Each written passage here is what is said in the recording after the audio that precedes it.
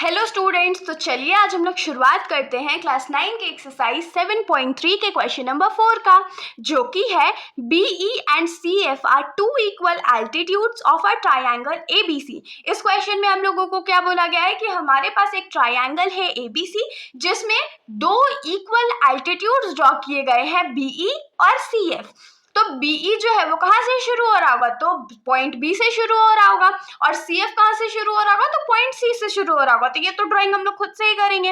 आगे क्या बोला है क्वेश्चन में कि using RHS congruence rule prove that the triangle ABC is isosceles. तो इस क्वेश्चन में हम लोगों को RHS कॉन्ग्रुएंस का यूज करके क्या प्रूव करके दिखाना है कि ट्रायंगल ABC जो है वो एक आइसोसेलेस ट्रायंगल है। तो अब इसको हम लोग प्रूफ कैसे करेंगे, तो सबसे पहले तो हम लोगों को इसका फिगर ड्रॉ करना पड़ेगा। तो चलिए हम लोग ड्रॉ कर लेते हैं। तो एक ट्रायंगल ड्रॉ करेंगे हम लोग। आइए मान लीजिए हमारा ट्रायंगल है ABC, ये हमारा ट्रायंगल हो गया। अब इसमें क्या बोला कि पहला एल्टीट्यूड हमारा कौन सा है, BE है। तो B से शुरू करेंगे तो ऑफ कोर्स ये AC पे इंटरसेक्ट करेगा, और एल्टीट्यूड जो होता है वो 90 डिग्री पे इंटरसेक्ट करता है, तो ये BE हो गया। उसके बाद हम लोगों को क्या लिखना है कि CF हमारा नेक्स्ट एल्टीट्यूड है, और CF एल्टीट्यूड है तो मतलब ये भी 90 डिग्री पे इंटरसेक्ट कर रहा है। इतना चीज हम लोगों को पता है।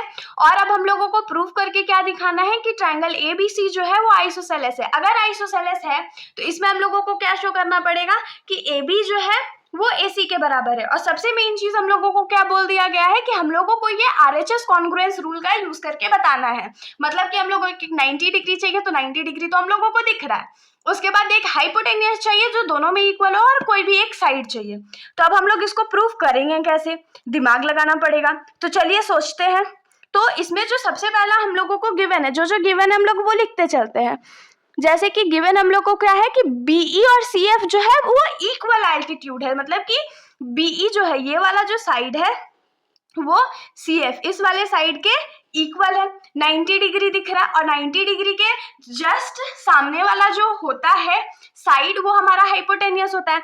तो यहाँ पर अगर हम लोग इसको 90 डिग्री कंसीडर करें और यहाँ पर इसको 90 डिग्री कंसीडर करें तो ट्रायंगल देखिए, ट्रायंगल पे ध्यान दीजिएगा, ट्रायंगल BFC, ट्रायंगल BFC और ट्रायंगल BEC। तो अगर इन दोनों ट्रायंगल्स को हम लोग कॉन्ग्रुएंट प्रूफ कर देते हैं तो फिर हम लोग क्या लिख सकते हैं कि एंगल B जो होगा, जो ट्रायंगल BFC का पार्ट है, और एंगल C जो होगा वो आपस में इक्वल होगा। और एंगल B और एंगल C को अगर हम लोग इक्वल प्रूफ कर देंगे तो हम लोग बहुत सिंपली क्या लिख सकते हैं कि साइड AB जो है वो साइड AC के बराबर होगा। लेकिन अब इसको लिखेंगे कैसे, तो चलिए फटाफट लिख लेते हैं। तो गिवन तो हमने लिख लिया था, फिर टू प्रूव हम लोग लिखेंगे। तो हम लोगों को प्रूफ क्या करना है कि AB जो है वो AC के बराबर है, ये हम लोगों को प्रूफ करना है। और इसको हम लोग प्रूफ करेंगे कैसे, इसका प्रूफ का नियम क्या होगा, तो सबसे पहले तो दोनों ट्रायंगल को हम लोग कॉन्ग्रुएंट प्रूफ करेंगे। तो इसमें लिखेंगे कि triangle in triangle BFC and triangle BFC और ट्रायंगल BEC, इन दोनों में सबसे पहला चीज तो राइट एंगल का है, क्योंकि हम लोगों को RHS यूज करना है। तो हम लोग यहाँ पर क्या लिखेंगे कि एंगल BFC जो है वो किसके बराबर है, तो एंगल BEC के बराबर है। और क्यों बराबर है, क्योंकि ईच 90 डिग्री है, दोनों का वैल्यू 90 डिग्री है। उसके बाद हाइपोटेन्यूस चाहिए हम लोग को, तो हाइपोटेन्यूस कौन सा साइड होता है, जो 90 डिग्री के जस्ट अपोजिट में होता है। तो 90 डिग्री के जस्ट अपोजिट में कौन सा साइड है, तो BC है। तो यहाँ पर क्या लिखेंगे कि BC जो है वो BC के बराबर है। और क्यों बराबर है, तो दोनों में ये जो साइड है वो कॉमन है, और एक साइड चाहिए होता है, इस मतलब साइड होता है। तो कौन सा साइड हम लोग लिखेंगे कि CF साइड जो है वो BE साइड के बराबर है। हम लोगों को ये कैसे पता है, तो ये हम लोगों को क्वेश्चन में गिवन था कि दोनों एल्टीट्यूड जो है वो आपस में इक्वल है।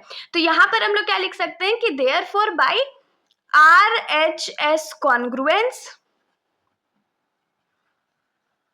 ट्रायंगल BFC जो है वो कॉन्ग्रुएंट हो जाएगा ट्रायंगल BEC के। लेकिन हम लोगों को ये तो प्रूफ करना नहीं था, हम लोगों के यहाँ पर क्या प्रूफ करना था कि साइड AB जो है वो साइड AC के बराबर है। तो अब देखिए, अगर इन दोनों ये दोनों ट्रायंगल जो है वो अगर आपस में कॉन्ग्रुएंट प्रूफ हो गया है तो हम लोग CPCT से क्या लिख सकते हैं कि एंगल B जो कि इसका पार्ट है BFC का, या एंगल B हम लोग इसको नेमिंग नहीं करते हैं, हम लोग इसको नेमिंग कर लेते हैं CBF।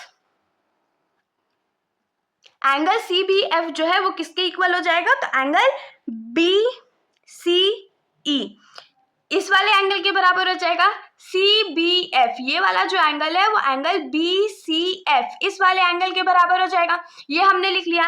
और क्यों ये वाला इक्वल है, क्योंकि इसमें हमने CPCT का यूज करा है। इतना तो आप लोगों को क्लियर होगा। अब देखिए एंगल CBF जो है उसको हम लोग एक चीज और क्या लिख सकते हैं, CBA भी तो लिख सकते हैं ना, एंगल CBA लिख सकते हैं। और उसके बाद एंगल BCE जो है उसको हम लोग क्या लिख सकते हैं, तो एंगल BCA भी लिख सकते हैं।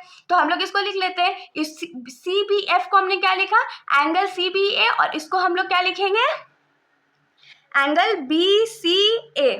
इतना हमने लिख लिया है। और हम लोग इसको क्यों लिख रहे हैं, तो इसमें हम लोग रीजन डालेंगे, सेम एंगल्स, ये दोनों सेम एंगल्स है, नेमिंग तो सेम है, बस थोड़ा सा का हमने डिफरेंस किया है।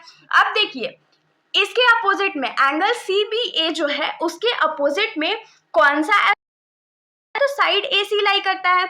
और एंगल BCA के अपोजिट में कौन सा साइड लाई करता है, तो AB लाई करता है। और हमने ये क्यों लिखा है, क्योंकि हम लोग जानते हैं sides opposite to equal angles are equal. हमने ये बहुत बार पढ़ा है ना कि अगर दो साइड्स इक्वल एंगल्स के अपोजिट लाई करते हैं तो वो जो साइड होगा वो भी आपस में इक्वल होगा। तो हम लोग इसको क्या लिख सकते हैं कि AB साइड जो होगा वो AC के बराबर होगा। और यही तो हम लोगों को प्रूव करना था। तो ये क्वेश्चन हमारा यहाँ पर हैंस प्रूव्ड हो गया। तो इसके साथ हमारा ये जो सॉल्यूशन है यहीं पर खत्म हो जाता है। अगर आप लोगों को कोई भी डाउट हो तो आप लोग कमेंट सेक्शन में पूछ सकते हो, वरना अगर आप लोगों को वीडियो अच्छी लगी तो वीडियो को लाइक करिएगा और मेरे चैनल को बिना सब्सक्राइब करे कहीं मत जाइएगा। Thank you.